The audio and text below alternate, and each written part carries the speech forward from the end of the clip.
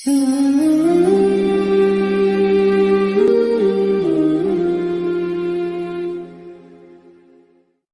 بھی ناممکن نہیں ہوتا، بس ہم ہی ایسا سوچ لیتے ہیں کہ یہ چیز نہیں ہو سکتی۔ کیوں نہیں ہو سکتی؟ بالکل ہو سکتی ہے، بس اپنی دعاؤں پر بھروسہ ہونا چاہیے، دل میں ایمان مضبوط ہونا چاہیے۔ جب سچے دل سے، دل میں بغیر کوئی شک لائے تم اللہ سے مانگو گے تو وہ بھی تمہاری دعاؤں پر کن کہہ دے گا۔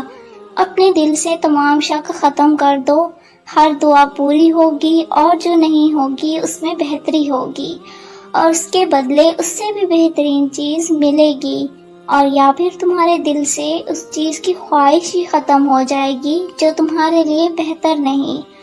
جب تمہارا یقین اللہ ہے تو تم انجام کا سوچ کر مایوس کیوں ہوتے ہو؟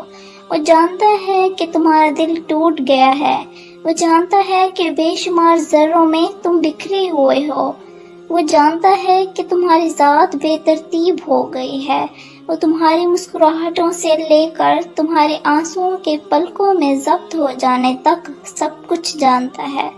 وہ تو ان چیزوں سے بھی باخبر ہے جن کا علم بھی تمہاری عقل کی پہنچ میں نہیں۔ تو پھر یہ اداسی کیسی ہے؟ جب وہ سب کچھ جانتا ہے تو پھر تم ان چیزوں کے لیے پریشان کیوں ہوتے ہو جن کا تمہیں علم ہی نہیں؟